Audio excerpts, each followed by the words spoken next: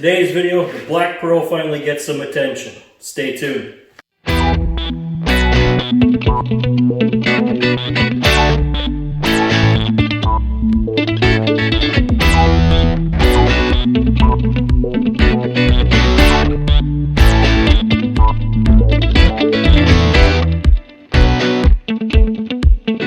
Welcome back and/or to the channel. Today we need to do an oil change on the black pearl. So we're going to go through these steps of how to do a 4-cylinder oil change, and it's going to show how to do one on a Kia Soul. This is a 2015 Kia Soul. We're going to go through the process of start to finish, just like we've done with other oil change videos. It should be fairly simple. Actually, there's a lot less involved in this oil change than there is with a truck. So this should go a lot quicker for people with smaller cars. But I'm going to give you the knowledge and the tips on how to do it and do it safely. So what we're going to do is run this vehicle up on ramps, get the hood open, and we're going to get started on this process.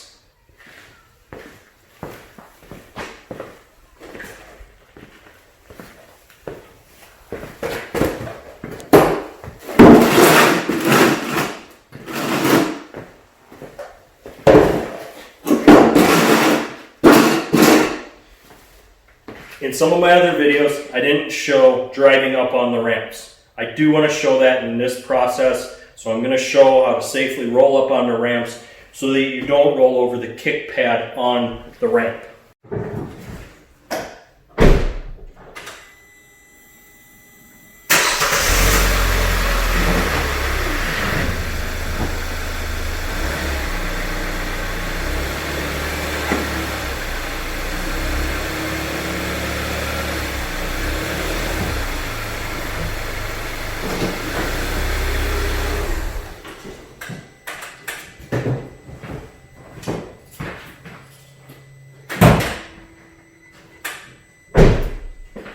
So that's the simple process of rolling up onto ramps. Just go slow until you reach almost up to the top. Once you come up over that little ridge, just let it go until it hits the bump stops on the end of the ramp.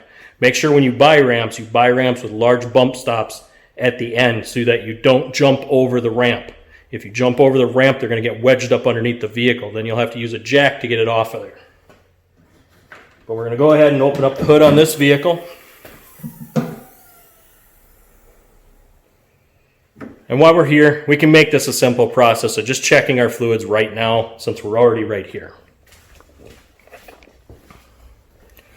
Obviously, we're going to check windshield washer fluid.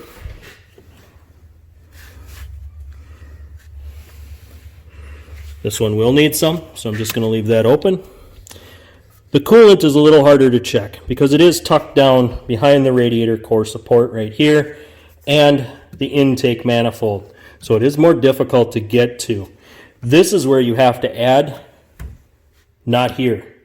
This will pull it from here. So when you fill, make sure that this bottle, as you can see the line where it is here, full is down here. So that is good. The other thing you're going to want to check is your brake fluid. Now most of the time you won't have to worry about this on a newer vehicle. If you drive a vehicle for 3 to 5 years and you're selling it off and the vehicle is brand new, you may not have issues where you're going to lose brake fluid, but it is a good thing to check because if you lose brake fluid, you won't have brakes. On older vehicles, this gets to be a whole lot more crucial because you can have rusting lines and it doesn't take very much pressure to pop those lines. And when you pop those lines, you will have to do a brake line replacement. Now, the 2-wheel drive tank has some very rusty lines, and I'm hoping I don't have to put lines in it, but at some point that might become a reality. Not something I'm looking forward to at all. While you're underneath here, you're also going to check your battery connections. Make sure you don't have any corrosion. I know I've talked about this in other oil change videos, and it really doesn't matter what vehicle you have. You want to make sure you don't have any corrosion here. Corrosion here can cause your charging system to not work properly. It may not recharge the battery, or it might shorten the voltage that's going to your fuse panel, which distributes your power throughout your entire vehicle. You'll also want to check your air filter. This is a very simple process. Just pop 2 tabs, lift your box up,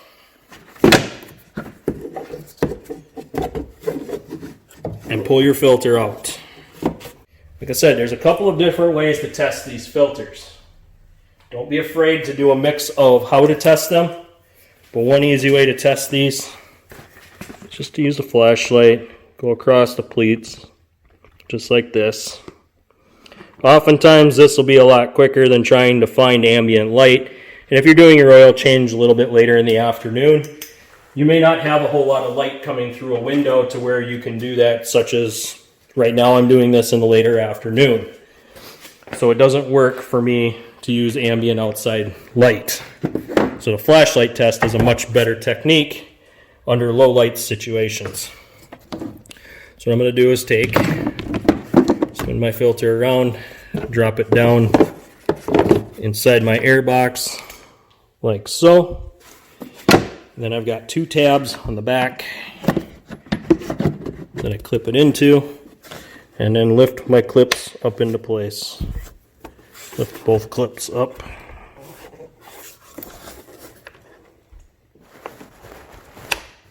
Just like that. And that's all it takes to check that. So what I'm going to do is I'm going to set up underneath. We'll get this oil draining. I'll show you where that's located. We'll get this oil out, get the fresh oil in. While we're draining that oil, we're going to do a system check. I've done this on a few other vehicles, but it's going to be the same process. I do want to show it. I'm not going to ever show it again. I'm probably not going to do an oil change on this vehicle again. On different vehicles we will. If we get one that's unique that we haven't done something with, I will have one for the red sled when that comes up. And I will be doing the oil change video on the Crimson 5.7 behind me when that time comes. We're not there yet, so we're not going to worry about it. But that is the process. I'm going to get set up. We'll get going. Okay, now that we're underneath here, we're going to get this process started. And what we're looking for is the drain plug, which will be a 17 millimeter. We're going to want to turn it to the passenger side to loosen it up.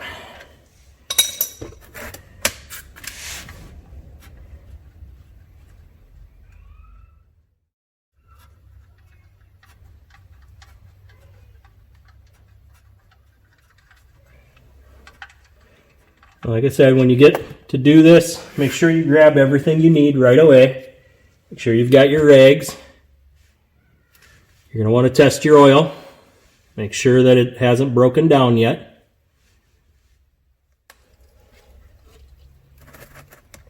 And this we cannot drain the pan and pull the filter at the same time, so we're going to do one, then the other. And I usually try to let it cool down enough to be able to pull the oil.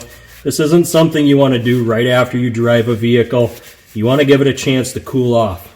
The last thing you want to do is start pulling 200-degree oil and burn yourself.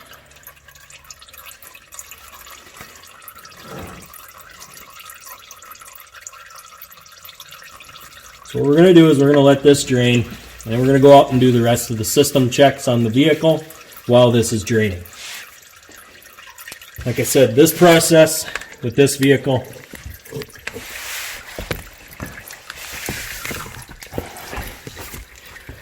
I want to show how quickly you can get through this. So I'm not going to take too much time to kind of go through the system checks. That way I can show you it can be done in a very reasonable amount of time.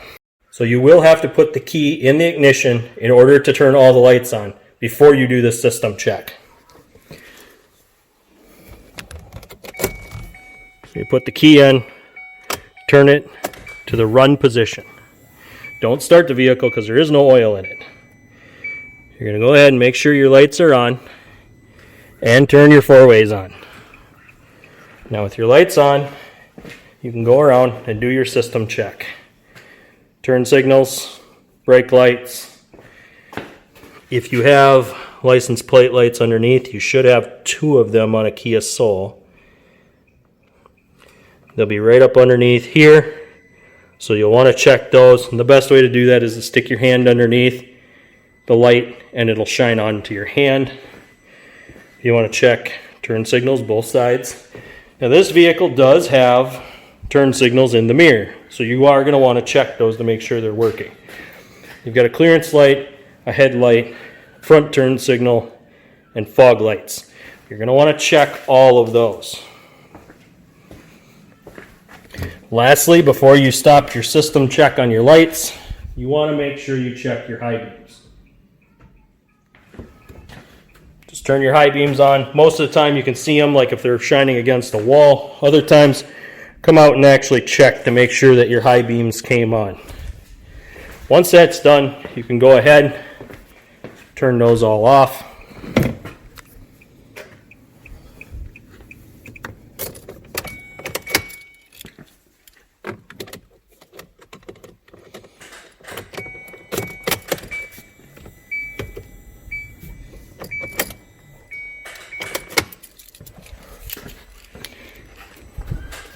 So now that you've checked all the lights, the only thing you have really left to do on the outside after you've filled up all your fluids is to check your tires. But we're going to go back, we're going to put the plug in, and we're going to get that filter draining next. That way we can kind of keep the process going. So like I said, this is the time when you put your plug back in. And you're going to want to tighten your plug back up the minute you put this in. Because if you don't do it now after you've twisted it in by hand, you'll forget about it. And then you'll wonder why within a week or two your motor has seized up. Chances are you either forgot to put oil in it, didn't put the filter on tight enough, or you didn't get this plug tight. Like I said, you don't have to get crazy, but you do want to make sure it's tight. Okay. Oil filter is going to be located behind this little trap door. So, got 3 tabs. Fold those tabs in, pull this door down, set this cover out of the way, and your filter will be up inside here.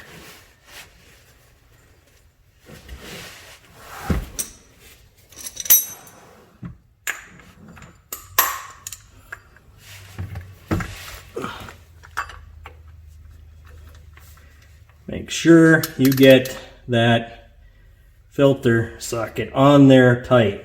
You don't want that to come loose on you. Once you've got it loose, you don't want to slip over and then have to fight to try to get it off. This entire plastic cover would have to come off if you can't get in here to get this off. What I do, twist it, let it drain. And I kind of got in the way, so I made a little mess out of this. But that happens. That's part of oil changes. You're going to get dirty.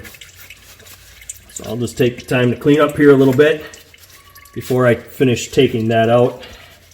And like I said, the last process that we have to do here is going to be checking tires and then refilling the oil. And then our system check and oil check will be done, or oil change will be done.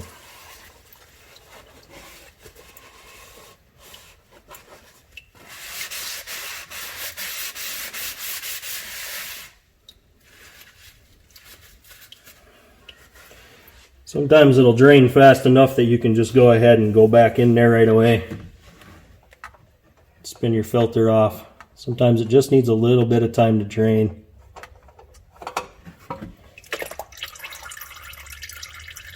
Set it down there in the pan. And then I'm going to grab the new filter while I got a little oil on my fingers rather than wiping it off. Just going to go ahead and put it on my filter right away. Like I said, you want to wet this seal. This seal is what will keep this filter tight, and it will keep the oil inside the engine. And one thing you want to check before you put that back up in there is you want to check to make sure that the seal, old seal, stayed on the filter and didn't go up inside the engine. If it stayed on the oil filter housing, you have to reach up in there and pull that out.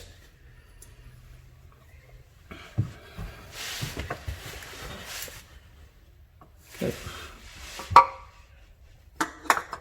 So then you just take, and this should go on by hand, finger tight, until it gets tight to the housing. Don't cross thread it, just be patient. It'll spin on real easy, one-handed, very little issue. Like I said again, talking about the other oil change videos, you want to make sure that that filter is tight. So in order to do that, you will need to take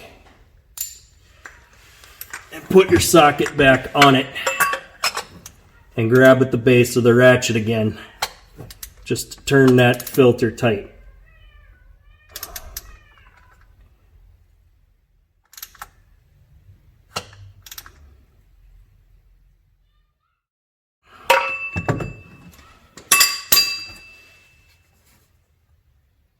Like I said, you don't want that to back off. And if you're worried about it, if it doesn't feel right, feel free to double check it as many times as you need to make sure that that's not going to come loose when it shouldn't. Put your little trap door back on, and I just get in a habit of pressing these tabs back in so that it doesn't fall out. So now we're done underneath. We're going to go up top, fill up this vehicle. Okay, so now that we're here, we're going to go ahead and put oil in this vehicle. And what you're going to look for, check owner's manual or check the cap like I said on other vehicles. Check that cap, make sure you get the right oil for your vehicle. Because again, this one is going to be hard to put oil in. I'm going to put it in this way. That way I can control how much is going in. I've got almost 4 quarts here. And this system will take 4 and about a quarter quart. So I'm just going to go ahead and pour this all in. And you don't want to overfill this system. Any oil system, do not overfill it. If you do, you're going to run the risk of smashing your crankshaft against the overabundance of oil in the pan. When that does, it could either break the crank, destroy a connecting rod, or even crack and break the piston. So be careful not to overfill the system. You want to make sure that you're close to the full mark on the dipstick, but you don't want to be over that mark. Being over that mark is dangerous and oftentimes can lead to engine failure if it strikes that oil. So I'm going to let this drain here for a bit. I'm going to finish up a few things that I have to do. And then we're going to go ahead and start this vehicle so I can fill that filter. And we're going to drive this vehicle off the ramps and put the ramps away. Because we're done with the ramps underneath. We don't need them. Okay, lastly we're going to check air pressure and tires. You want to do all your tires, including your spare tire, so that way you know you can be safe. That's just as simple as removing your valve stem cap and make sure your valve stem caps are on. If you don't have them on, make sure you take the time to go buy a couple of extra spares.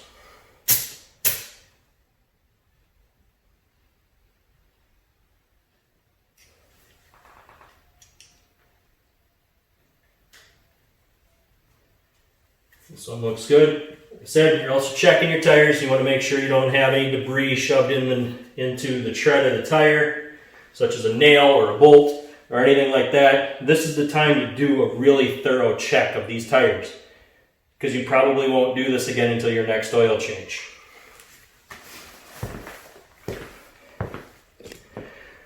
But once you've done that, you're pretty much done with your oil change. Like I said, I'm going to go ahead and check this oil in 20 minutes when it's due. So now that it's been about 20 minutes, we're going to go ahead and double check this oil real quick. You want to make sure you wipe it clean, make sure there's no debris on it when you go to double check this.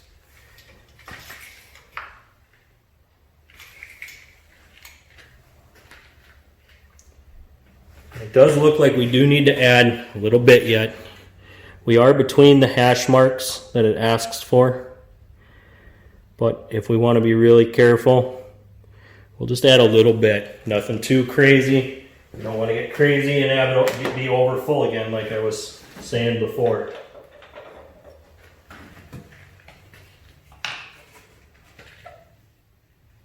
And there was very little in the jug, so I didn't need to use a funnel this time. I could just pour it in there without spilling. But that'll about complete it for our oil change today. Like I said, this was a very simple vehicle to do. Any of your 4-cylinder cars are not very complicated. They're very simple to do. Anyone can do it in their garage. This is a very simple process that doesn't need very many tools. And once you know what tools you need, you can buy those specific tools to do that oil change. You can do it yourself. You don't need to pay somebody to do it. You can save yourself the time and money to do it. And it gives you a chance to check over the vehicle, do other checks that a lot of these services are offering aren't doing. When you take it to, any of those quick oil change places, all they do is slap the oil in, slap the oil out. Quick, wham, bam, thank you, ma'am.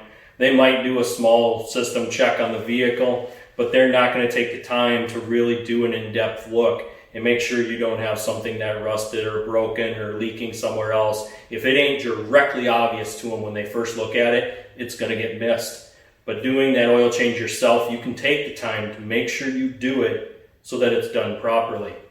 And that's what I'm hoping to give you, is the knowledge to know, okay, hey, I got something wrong with my vehicle. I need to take a look at it and figure it out. I don't want to get stranded on the side of the road. I don't want to have other issues with my vehicle down the road. So this is kind of what I'm hoping to bring you. Like I said, we won't be doing an oil change on this vehicle again. There's no point in it. You won't gain any more knowledge. I have nothing more I can show you about an oil change. If other things break on this vehicle, like an alternator, water pump, things like that, or if I got to do a brake job on it, that stuff I'll show, obviously. That way, you can understand what it would take to do a brake job. And it's different between a 4-wheel drive truck and a small car like this. Brakes are different. Every vehicle is different. Some have drum brakes, some have disc brakes. It's a completely different setup. But I think that's about going to do it for today's oil change video. I'd like to say thank you for watching. Please give this video a like, smash that subscribe button, and I'll see you on the next one.